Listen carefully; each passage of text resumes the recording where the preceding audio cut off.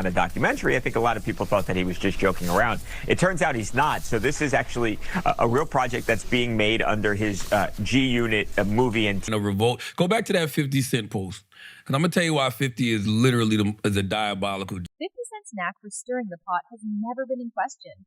But his recent comments about Sean Diddy Combs have taken his signature trolling to a whole new level, one that sparked a thunderclap of speculation. For years, 50 has played the role of Diddy's self-appointed nemesis, needling at his public persona.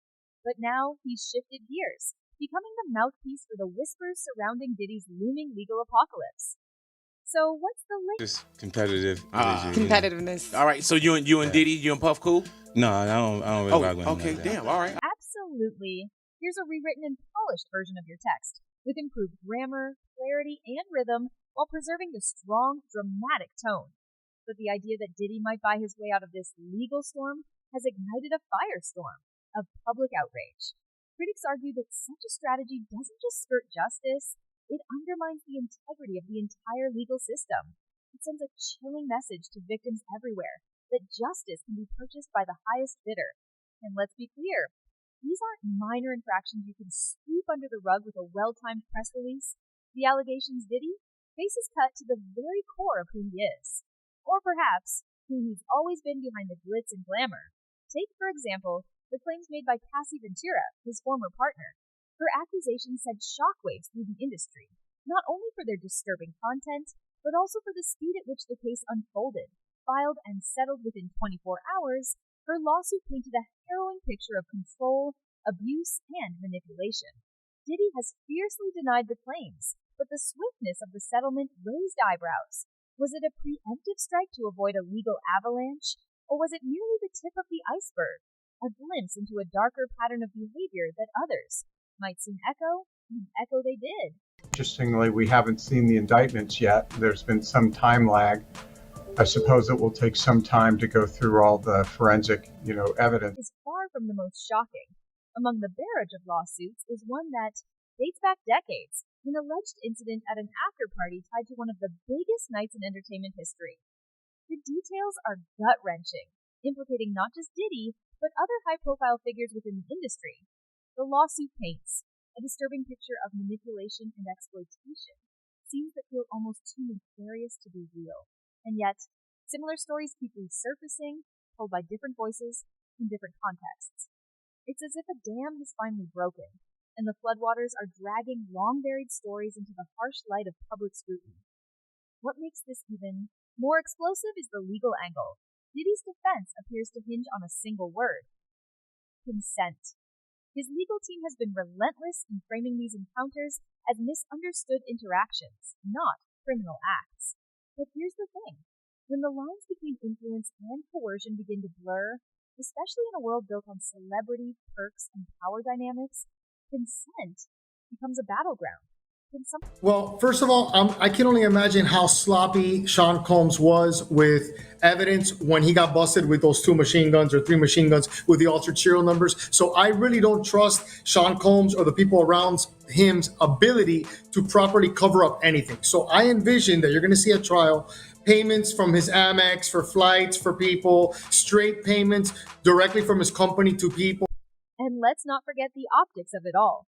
Diddy, the self-proclaimed mogul who transformed Bad Boy Records into a cultural juggernaut, is now facing accusations that threaten to dismantle his legacy brick by brick. His image, once synonymous with champagne-soaked success, has taken a hit that no amount of public relations wizardry seems able to repair. Even his most iconic moments, his heartfelt tribute to Biggie Smalls, his ventures into philanthropy, his status as a tastemaker, are now overshadowed by the weight of these allegations. For someone who has spent decades cultivating an aura of untouchability, this fall from grace feels especially catastrophic. But perhaps the most damning element isn't the lawsuits themselves. It's the public's reaction.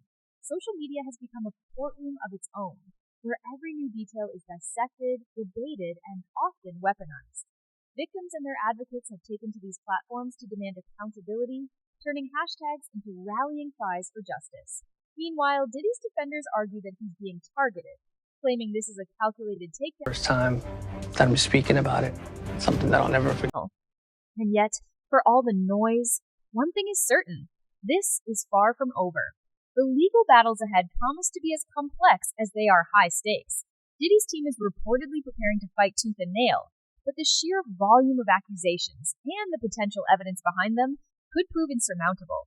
With every new headline, every new lawsuit, the pressure intensifies, not just on Diddy, but on an entire industry that has, for far too long, turned a blind eye to its darkest corners.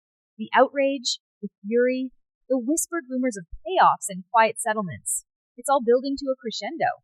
But beneath that noise, there's a deeper, more unsettling undercurrent. What if this is just the beginning? What if the storm surrounding Diddy is about to pull others into its orbit? Because scandals like these rarely exist in isolation.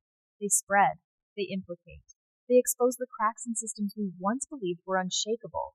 And as the dust continues to swirl, one can't help but wonder how much. Former assistant to Sean Diddy Combs speaking out in the new interview with new allegations about wild parties and.